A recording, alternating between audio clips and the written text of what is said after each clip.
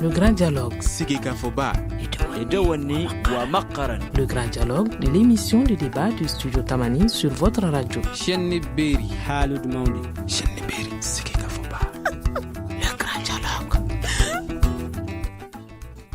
Mesdames et messieurs, bonsoir. La migration clandestine, c'est d'elle que nous allons parler dans le grand dialogue de ce mardi. Pourquoi encore la migration clandestine? Parce que le phénomène vient encore une fois de plus de faire des dégâts, d'énormes dégâts.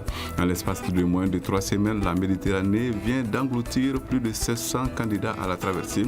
D'où cette question, qu'est-ce qui explique le fait qu'après tant de tragédies, le nombre de candidats à l'épreuve supérieure de la traversée de la Méditerranée ne faiblit pas? Quelles sont les mesures concrètes envisagées et celles envisageables pour minimiser les risques?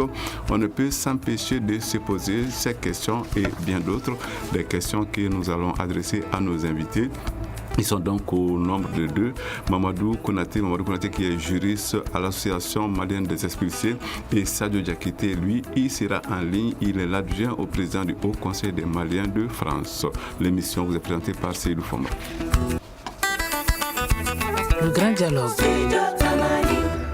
Auditrices, auditeurs, bienvenue. Plus de 700 morts lors de la tentative de traverser la Méditerranée en moins de 3 semaines. Les chiffres font trembler. L'ampleur des dégâts au niveau de la Méditerranée est telle qu'elle ne saurait laisser indifférent où que l'on soit. Alors, c'est l'hécatombe qui semble donc continuer, non? Je pose la question à vous, Mamadou Konaté, juriste à l'Association malienne des expulsés. Merci, M. Fomba. Merci au studio Tamani de nous avoir invités pour parler donc de ce phénomène tragique, à ces décomptes macabres auxquels donc nous assistons depuis quelques années déjà.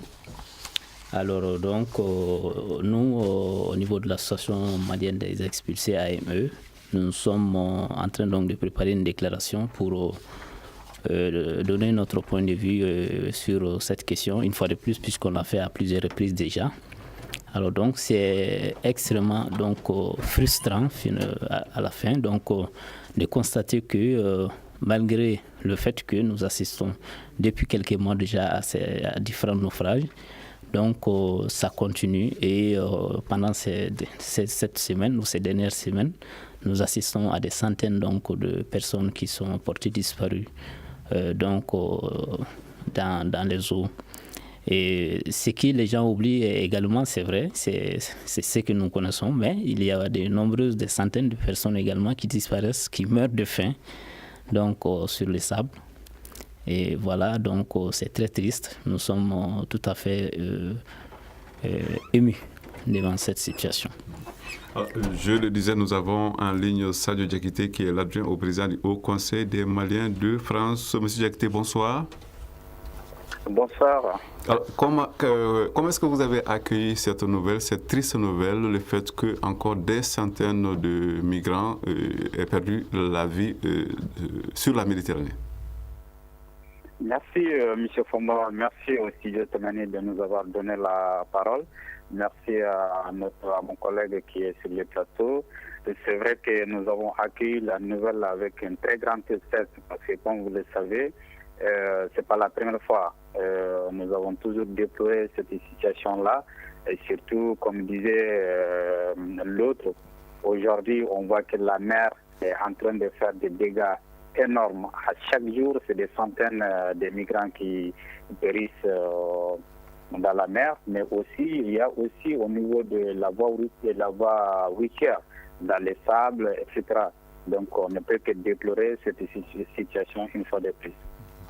Nous allons vous retrouver dans peu de temps. Nous vous retrouvons ici dans ce studio, vous, le juriste Mamadou Konaté, vous qui êtes donc à l'association malienne des expulsés.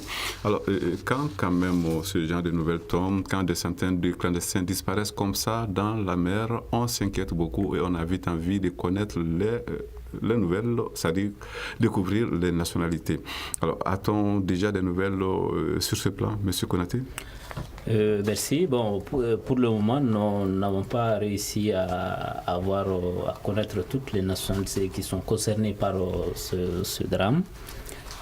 Mais nous continuons donc à faire des explorations auprès donc, de nos partenaires ONG, associations donc, en Europe, en Afrique, puis pour savoir au moins si il y a donc des Maliens parmi les disparus, les morts. Mais nous savons qu'il y a beaucoup de subsahariens, donc d'Africains, donc qui font partie donc des victimes. Alors donc nos efforts continuent pour chercher donc à connaître les identités. Ça va pas être parce qu'au départ, le problème qui se pose au départ, on ne connaît pas exactement le nombre de personnes. Si ça atteint plusieurs centaines, donc c'est le témoignage donc des rescapés qui peut permettre aux secouristes et aux organisations donc qui s'occupent de la question donc de faire un travail. Souvent ça demande beaucoup de temps, donc des recoupages qu'on fait. Alors ça peut prendre beaucoup de temps. Ça peut aller jusqu'à combien de jours, combien de semaines, combien de mois? Bon, ça peut aller à des mois et des mois parce que d'abord l'état donc des rescapés, il faut donc les accompagner sur le plan psychologique, sur le plan humanitaire, donc qu'ils trouvent une stabilité au niveau donc sur le plan psychologique. Alors donc pour certains ça peut prendre du temps voilà, donc il faut évacuer ces questions d'abord avant donc d'avoir donc des idées précises sur effectivement le travail donc d'identification des victimes. Oui. Alors Sadio Diakité, depuis Paris, vous aussi vous avez certainement l'oreille tendue du côté de la Méditerranée. Oui, effectivement, comme M.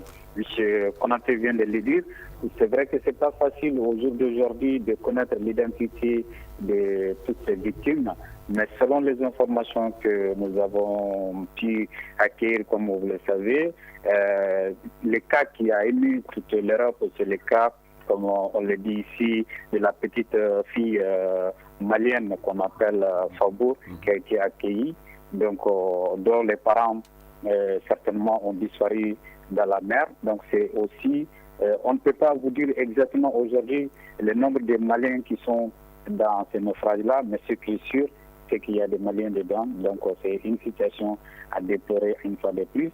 Et certainement des subsahariens, des pays comme peut-être le Sénégal ou la Côte d'Ivoire, qui sont aussi très souvent tentés par l'immigration, mais aussi on peut voir aussi des Syriens, des Érythréens, etc. Donc au jour d'aujourd'hui, nous n'avons pas toutes les informations pour vous dire quelles sont les nationalités. Ça prendra du temps qu'il faut, mais les concernés, en tout cas ceux qui s'occupent de ces volets-là, feront tout pour faire une lumière de la situation. Malheureusement, la plupart de ces migrants, ils les font retirer les pièces nécessaires, donc ça va être très très difficile pour pouvoir faire l'identification. Ça sera certainement fait au niveau des témoignages des rescapés qui peuvent apporter quelques éclaircissements par rapport à la situation. Dites-nous, vous, Mamadou Konaté, vous qui êtes donc juriste, on sait que l'association malienne des expulsés s'implique effectivement pour savoir s'il y a des Maliens parmi les victimes. Mais parallèlement, certainement, même avant cette association, les autorités aussi doivent s'investir. C'est certainement le cas. Oui, bon, en fait, normalement... C'est vrai que dans ce studio, on avait voulu avoir ici un représentant du ministère, mais toutes nos tentatives ont été vaines. Alors, on va vous poser la question tout de même. Évidemment. Bon, de toute façon, la responsabilité de la protection donc, des citoyens revient d'abord aux États. Alors donc, si l'État apprend qu'il y a donc des Maliens, qu'il pourrait y avoir des Maliens donc, dans les lots, normalement, il devrait donc tout mettre en œuvre. À l'heure actuelle, être à mesure donc de donner des informations précises à la population sur la situation donc d'éventuels Maliens qui pourraient se trouver dans les lots. Alors, il a évoqué le cas donc de la petite fille retrouvée dont les parents ont disparu. Alors donc, c'est effectivement très très émouvant son cas. Mais nous sommes, en tout cas au niveau de l'association malienne des expulsés, nous l'avons très, très, très déploré, puisque on a l'impression, donc, dans ce cas de figure, qu'il y a une distinction finalement entre les migrants. Le même cas, la même situation peut frapper une catégorie de migrants et ça ne suscite pas la même réaction donc, à travers le monde. Vous vous souvenez sans doute en 2015 que la même situation est arrivée, n'est-ce pas, donc, à un petit Syrien. Effectivement, donc c'était un migrant. Alors donc, le même cas arrive à un Africain, un Malien. Alors donc, c'est l'anonymat total. Presque, on n'entend personne donc s'émouvoir de la question. Moi, je pense que les autorités doivent en tout cas s'y mettre et assurer, jouer pleinement donc, ce rôle de protection de tous les citoyens maliens à l'intérieur comme à l'extérieur donc, du pays. Alors, nous allons donc joindre l'autre qui est au bout du fil. Il s'agit de Sadio Diakité, l'adjoint au président du Haut Conseil des Maliens de France. Alors, Monsieur Diakité, quand ce genre de situation arrive, on le disait tout à l'heure, il est une obligation pour les autorités de s'investir. Est-ce que vous êtes le plus souvent, vous êtes généralement satisfait du degré d'implication des autorités pour avoir les nouvelles, essayer de savoir leur origine au niveau du Mali ici, l'origine des victimes? Vous voyez, déjà au niveau du Mali, que ce soit les autorités maliennes ou même les médias maliens, ils parlent très peu de ces drames d'immigration. Donc c'est une situation à déplorer parce que, vous voyez, tout le monde en Europe, les gens parlent de cette petite fille qui vraiment a émis tant de monde, mais aucune réaction de la part des autorités maliennes, à plus forte raison que les médias maliens. Donc je pense que le gros problème aujourd'hui, c'est au niveau des autorités maliennes. Nous ne sentons pas leur implication directe dans la gestion, à part quelques séminaires, quelques rencontres, s'il y a des drames comme ils ont fait une tournée dans la première région pour les premiers drames qui ont eu lieu, mais ça ne suffit pas. Ça ne suffit pas. Au jour d'aujourd'hui, comme l'a dit M. Konaté, il faudrait quand même que les autorités maliennes prennent ces problèmes-là au sérieux, qu'ils arrivent à repérer les gens. Nous avons dit à son temps, les points de départ, c'est la Libye. Et la Libye, bien vrai que c'est un pays à risque aujourd'hui, mais les autorités maliennes doivent prendre toutes les dispositions nécessaires pour sécuriser la vie des Maliens. Malheureusement, on les entend très peu. Alors, on l'a vu depuis quand même un certain moment, la communauté internationale s'est mobilisée, il y a eu des rencontres au sommet. La communauté internationale doit donc s'impliquer, surtout les pays les plus riches du monde, l'Occident, d'une façon générale. Mais c'est vrai qu'ici, la participation des pays de départ quand même est assez importante. Alors, est-ce que vous sentez quand même un effort de la part des pays de départ pour freiner ou bien réduire au moins le phénomène de la migration clandestine, M. Konaté? Oui, merci. Bon, on ne pourra pas dire qu'ils ne font pas d'efforts. Et ce qu'ils font, effectivement, nous pensons que c'est insuffisant, donc vu l'ampleur donc, de la question. Parce que vous avez évoqué tantôt, il y a eu des sommets sur le plan mondial pour donc juguler. Mais très souvent, les pays de départ, les pays d'arrivée, les pays d'accueil, vont donc se préoccuper beaucoup plus donc, des conséquences donc du phénomène pour eux-mêmes, pour leur propre pays. Bon, les États aussi, généralement c'est comme ça. Chaque État doit veiller sur ses propres intérêts. Malheureusement, c'est ce que nos États ne font pas souvent. Alors donc veiller strictement sur les intérêts donc, de chaque État. Chaque État doit le faire. Aucun État ne le fera à la place d'un autre État. Alors donc, il y a eu un sommet en 2015. Donc à Malte, n'est-ce pas? Et donc il y a eu 5 points majeurs donc, qui ont été dégagés, mais à la fin du sommet, nous, ONG, on n'a pas su s'il y a eu accord sur ce point ou pas. Mais après le sommet, nous sommes rendus compte qu'il y a eu un plan d'action donc, de ce sommet. Et après, on a constaté, on a été un peu surpris de voir qu'il est question donc de la mise en œuvre de ce plan d'action. Alors donc, nous, on ne savait pas qu'il y ait accord sur les 5 points parce qu'il est question de réadmission, il y a beaucoup de questions donc de traiter les causes profondes de la migration. Alors donc, on a vu comme ça, on a été face, n'est-ce pas, à la question de la mise en œuvre donc de ce plan d'action. Malheureusement, les États africains généralement subissent, n'est-ce pas, les mesures que d'autres pays prennent donc, et les appliquent. Quelles mesures, par exemple?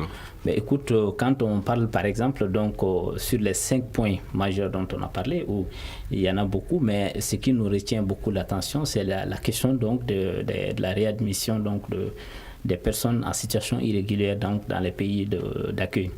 Alors, cette situation peut être très, très difficile, par exemple, pour un pays comme le Mali. Vous n'êtes pas sans savoir l'apport, n'est-ce pas, donc énorme que les Maliens, donc en situation régulière ou irrégulière, n'est-ce pas, apportent sur le plan économique. Donc dans le pays, même si la plupart du temps c'est dans l'informel, c'est quand même, ça a été estimé à un certain moment à des centaines de milliards de nos francs. Alors donc, imaginez que l'on veut y mettre fin, n'est-ce pas, donc à la migration irrégulière. C'est sûr que les centaines de milliards qui sont investis chaque année par les migrants, il y a aussi bien les migrants réguliers que les migrants irréguliers. Alors donc, vous avez vu la PONAM, la politique nationale de migration que le Mali a élaborée et mis en œuvre. Alors cette politique a besoin de seulement 120 milliards donc, pour atteindre ses objectifs. Alors donc, ces 120 milliards, vous avez vu que c'est en deçà des centaines de milliards que les migrants investissent chaque année, n'est-ce pas, donc à l'économie malienne. Alors que la PONAM, ce n'est pas seulement pour une année, mais c'est dans la durée. Alors donc, vous voyez le déséquilibre qu'il y a entre ces deux situations. Alors donc, je le disais, très souvent, nos États ne prévoient pas. Ils ne prévoient rien. Les Africains sont allés au sommet à Malte. Il n'y avait pas donc de documents élaborés à l'avance pour les soumettre, n'est-ce pas, aux partenaires, puisque les États européens donc, sont des partenaires et ensemble, ils doivent discuter ensemble pour chercher à mettre ensemble, n'est-ce pas, les mesures pour mettre fin à ce qu'ils appellent la migration irrégulière. Alors donc, ils sont partis et séparément, chacun a sa petite idée et après, il y a eu le plan d'action. Et ce plan d'action, ce n'est pas les Africains qui l'ont élaboré, c'est les pays européens donc, qui l'ont qui l'ont élaboré et qui l'ont proposé, pour ne pas dire qu'ils l'ont imposé, n'est-ce pas, aux pays africains et qui l'ont accepté.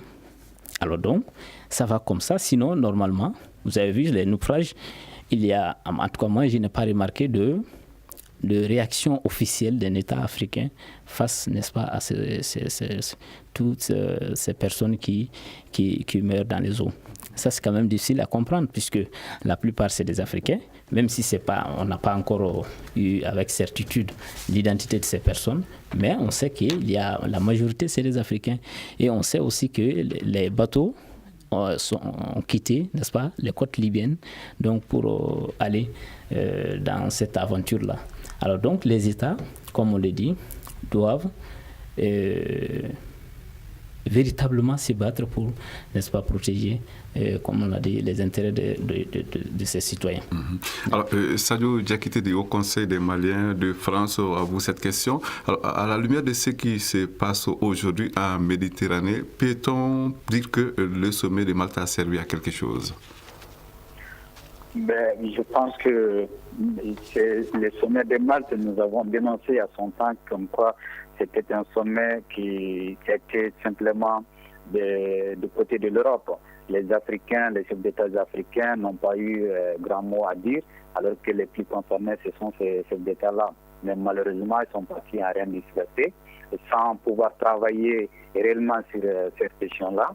Donc pour nous, au jour d'aujourd'hui, vu tout ce qui se passe aujourd'hui en Méditerranée, malgré la volonté de quelques chefs d'État européens quand même qui se sont bâtis comme la chancelière Angela Merkel ou le François Hollande, les choses n'ont pas bougé, on le voit aujourd'hui.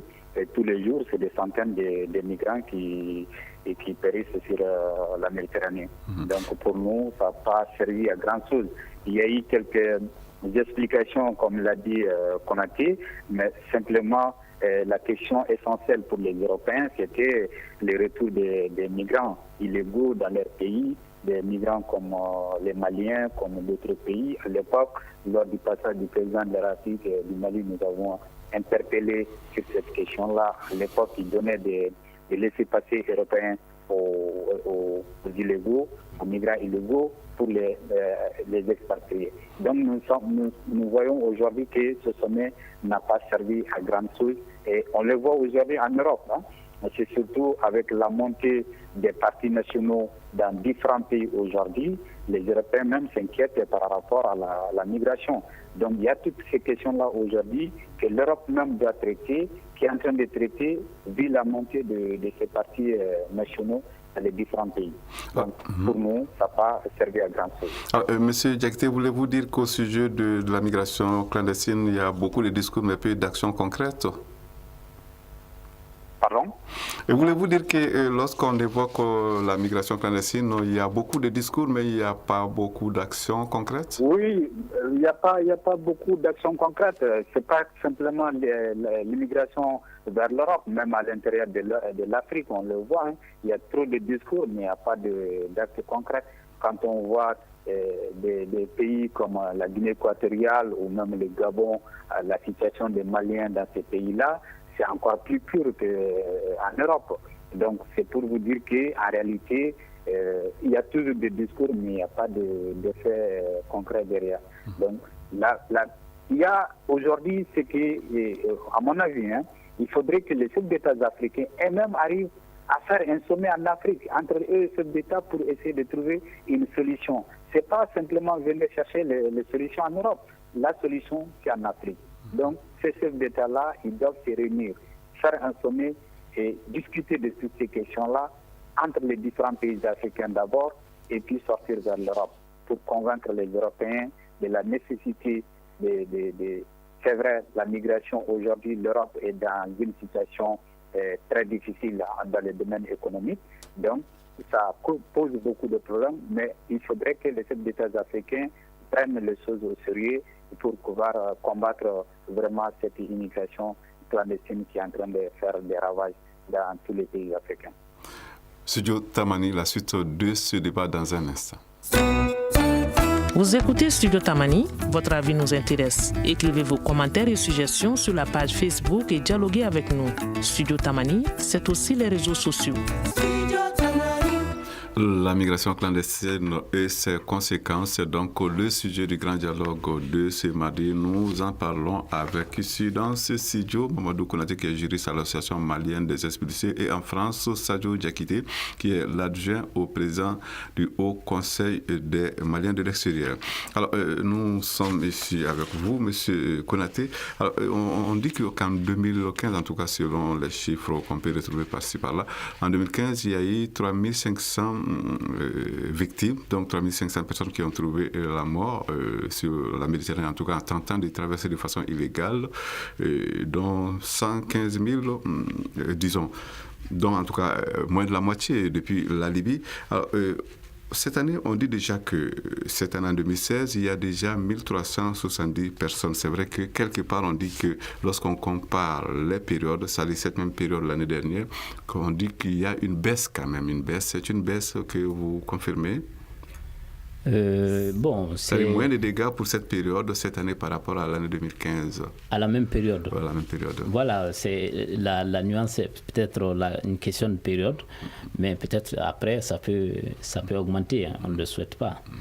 Parce que le problème, c'est que la Libye étant devenue un État comme il est, alors c'est beaucoup plus facile donc de passer par la Libye. Donc, le côté marocain est devenu un peu plus difficile à passer.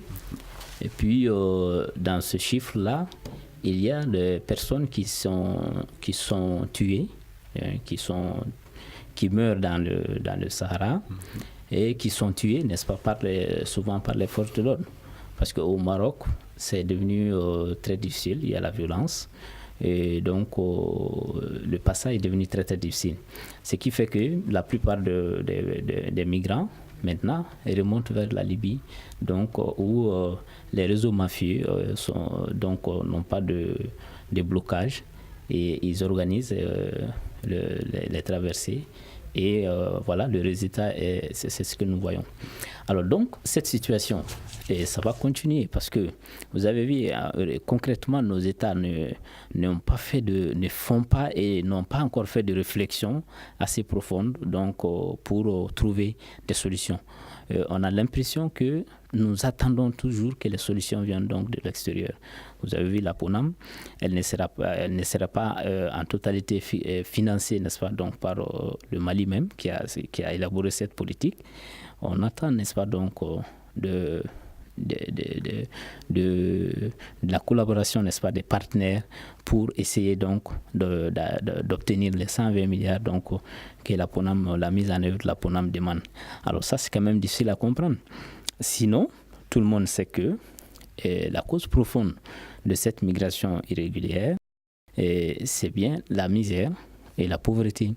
Pour d'autres, c'est les guerres dans leur pays, les guerres civiles donc, qui les poussent à partir. Mais fondamentalement, les gens sont confrontés, n'est-ce pas, à la misère. Nous en parlerons parce que nous savons bien que l'association malienne des expulsés est déjà montée au créneau pour dénoncer effectivement cette situation. Absolument. Alors, nous allons partir du côté des Paris, retrouver donc Sadio Diakité, qui est l'adjoint au président du Haut Conseil des Maliens de France. Alors, monsieur Diakité, la situation, comme on le voit, demeure quand même dramatique au niveau de la Méditerranée, mais selon les chiffres publiés, il y a quand même une baisse du nombre des victimes lorsqu'on compare cette période à celle de l'année dernière. On dit que c'est dû certainement aux efforts consentis pour venir en aide aux embarcations en difficulté. Alors, est-ce qu'on peut au moins se réjouir de ces petits points? Vous savez, c'est très difficile de quantifier le nombre de morts qui traversant la Méditerranée. C'est très, très difficile parce qu'il y a plusieurs facteurs qui sont là qu'on ne maîtrise pas. Il y a les passeurs. Une fois que quelqu'un qui ne veut pas aller, la personne peut se faire liquider tout de suite sans autre chose à dire, sans aucun mot à dire. Donc il y a d'autres facteurs qui rentrent en ligne de compte. C'est vrai qu'à un certain moment, on a constaté qu'il y avait une certaine accalmie au niveau de la traversée vers l'Europe, mais les efforts sont très peu visibles parce que ça peut déborder, comme on l'a vu ces derniers jours, avec plus de centaines de personnes dans la même embarcation, et ça diffère entre les départs. Il peut y avoir 100 personnes dans un bateau, et demain il peut y avoir 500 dans un autre bateau. Vous voyez, donc, et on voit aussi l'effort de l'Europe, au niveau par exemple, au niveau de l'Italie ou de la Grèce, où ils ont mis en place des points d'enregistrement et l'accord qui avait été signé entre Bruxelles et la Turquie bien sûr, pour essayer de freiner un peu les départs. Donc à un certain moment, on a vu qu'il y avait eu cette accalmie-là. Mais pour vous dire aujourd'hui que ça peut tout augmenter, comme ça peut ne pas augmenter, mais on voit très peu d'avancées par rapport à la traversée aujourd'hui vers l'Europe. La suite de ce débat dans un instant. Une réaction, un avis, Un commentaire. réagissez sur la page Facebook de Studio Tamani et restez connectés avec nous. Studio Tamani sur les réseaux sociaux pour vous faire entendre.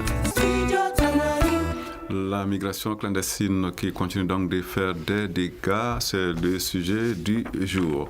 Alors à présent, nous allons nous intéresser de façon un peu particulière quand même à la situation ici au niveau du Mali. Après le drame qui est arrivé, on a appris que l'association malienne des expulsés est quand même montée au créneau et s'est dit indignée et révoltée. Alors vous, monsieur le juriste de l'association, vous, Mamadou Konaté, alors qu'est-ce que vous pouvez nous en dire, cette réaction de l'association des Maliens Association malienne des expulsés. Voilà. AME. Oui, merci, M. Fomba. Et c'est bien ça, parce que vous savez qu'au cours du débat, on l'a dit, on n'a pas entendu nos autorités. En tout cas, on ne les a pas entendus comme on voulait les entendre. Donc, c'est une situation donc, qui révolte, qui est frustrant. Parce qu'on l'a dit, nos compatriotes continuent à perdre la vie comme si leur vie n'était pas assez importante, alors que la vie de tout homme est sacrée. Donc, elle doit être respectée. Alors donc, nous avons déjà fait des réactions, mais nous sommes en train donc de préparer et de finaliser une déclaration qui va beaucoup interpeller les autorités nationales. Oui. Du côté de la France, Sadio Diakité, alors Monsieur Diakité, vous avez certainement appris les nouvelles par rapport à la réaction de l'Association malienne des expulsés.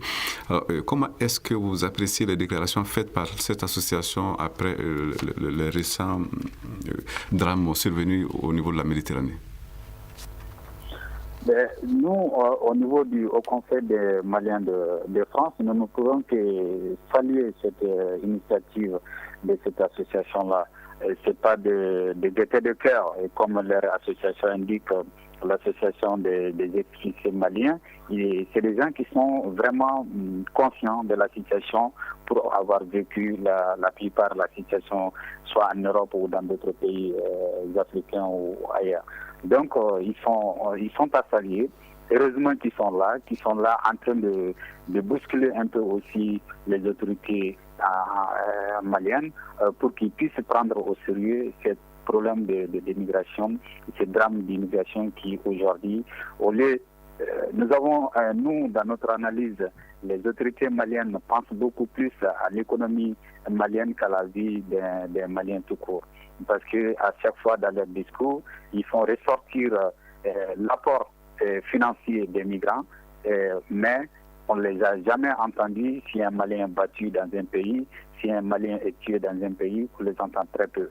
Donc c'est une situation qui est très très déplorable. Et heureusement qu'il y a des associations maliennes qui s'intéressent à cette question d'immigration, comme en Europe d'ailleurs. La plupart des défenseurs des migrants, c'est les associations. Les associations sont à saluer et j'espère que l'association des policiers maliens continueront à manifester, à sensibiliser la population par rapport au drame de l'immigration.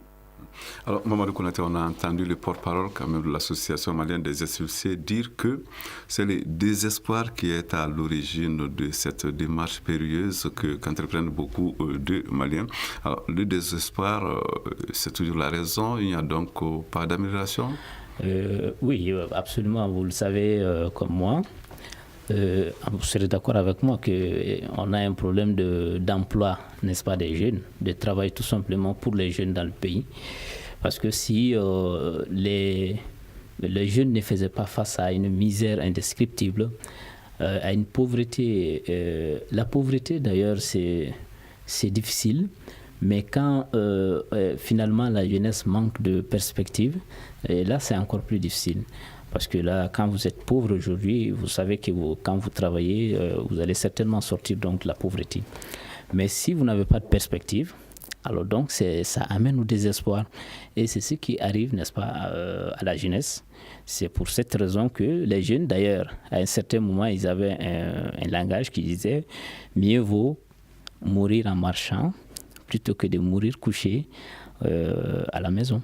C'est-à-dire que vous ne pouvez pas rester là, vous êtes pauvre, vous êtes né pauvre, vos parents sont pauvres, et vous avez fait l'école, vous avez terminé l'école, vous n'avez pas trouvé de travail, alors donc vous n'avez aucune perspective donc, devant vous, et ça vous amène dans le désespoir. Alors donc quand vous restez à la maison, et vous allez mourir, c'est-à-dire que vous restez cloué sur place.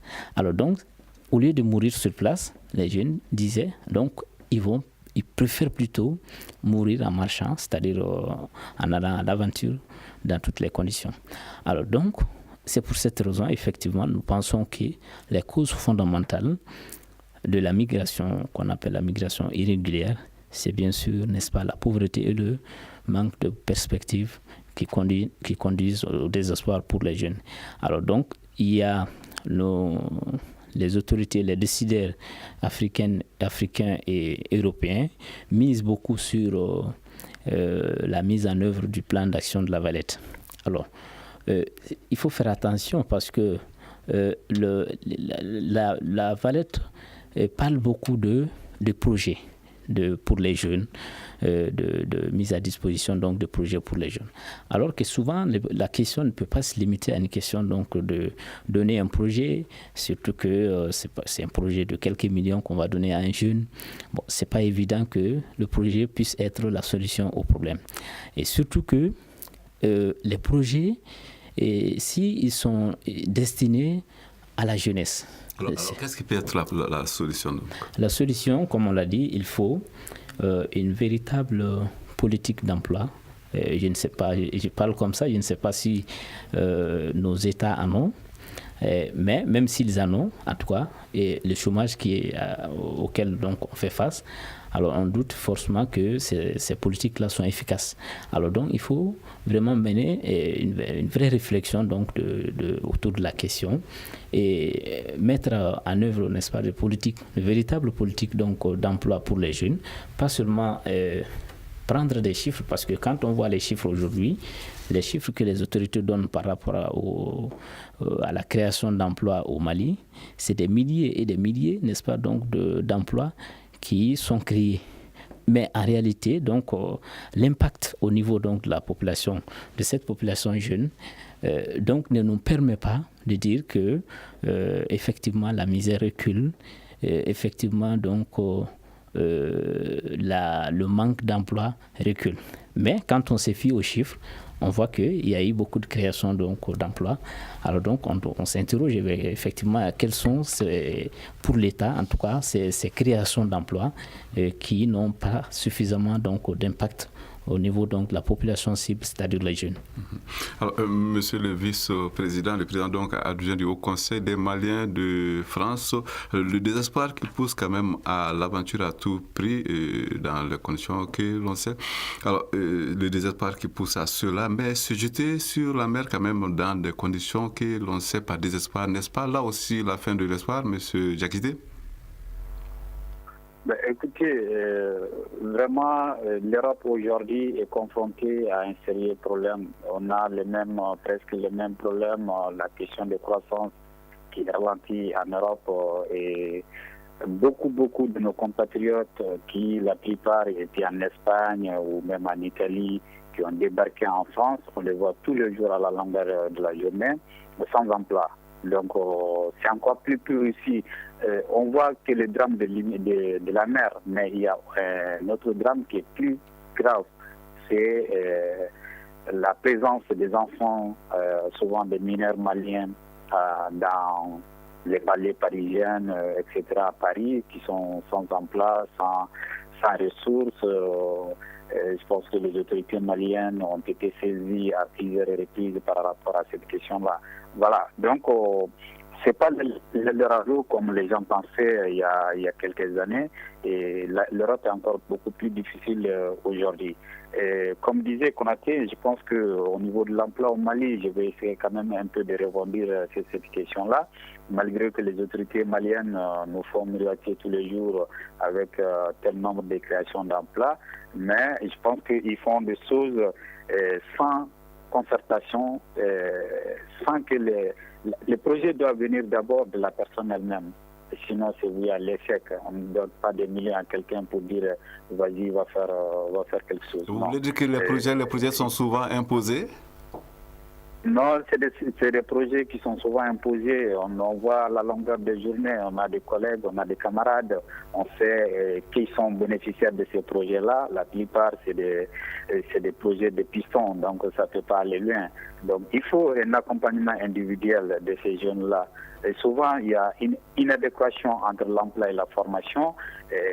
Quelqu'un qui sort comme, je prends un exemple, comme un ingénieur en agriculture, et demain il se retrouve dans un autre domaine où il n'a aucune compétence parce que simplement il cherche coûte que coûte du travail. Vous voyez que ça ne va pas aller très loin. Alors qu'il a une formation où il suffit simplement de l'accompagner dans sa formation pour qu'il puisse s'investir dans un domaine qu'il maîtrise très bien. Donc voilà un peu, je pense qu'à ce niveau-là, il faut vraiment que l'État prenne au sérieux ce volet formation-emploi. Et sans ça, tous les projets qu'on va initier, qu'on va mettre en place sont voués à l'échec parce que c'est des projets qui ne vont pas aller loin vu la conception même de ces projets-là. Donc voilà un peu, je pense qu'au jour d'aujourd'hui, il faudrait que l'État et tous les décideurs d'ailleurs puissent... Le jeune malien, M. Fomba, il faut le voir en Europe. Comment il se bat ici? Comment la jeunesse-là se bat en Europe? Et moi, j'étais dans les foyers, je vois des jeunes maliens, et la plupart sans papier, mais le matin, à 5 heures du matin déjà, ils sont debout. Ils cherchent du boulot coûte que coûte pour pouvoir s'en sortir. Je pense que si on donnait les mêmes moyens à ces jeunes-là en Afrique, ils feront beaucoup plus et beaucoup vont arrêter de se jeter dans l'eau ou sur les dunes de sable. On va donc conclure ce débat avec vous, M. Konaté, vous qui êtes donc juriste à l'association malienne des expulsés. Le mot de la fin. Oui, le mot de la fin, c'est de remercier une fois de plus le studio Tamani de nous donner l'occasion donc d'évoquer ce problème et de donner notre avis à la population, aux autorités, à l'ensemble donc des décideurs.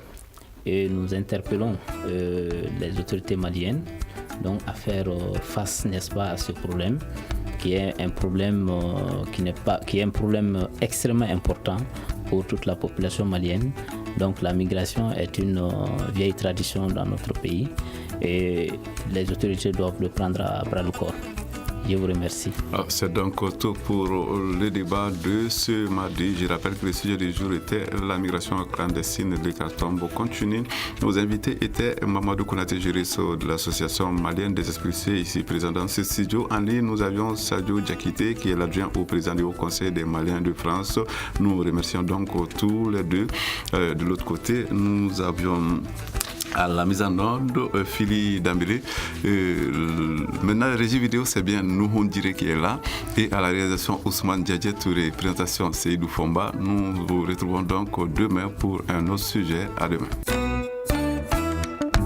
Le grand dialogue. Le grand dialogue de l'émission de débat du studio Tamani sur votre radio.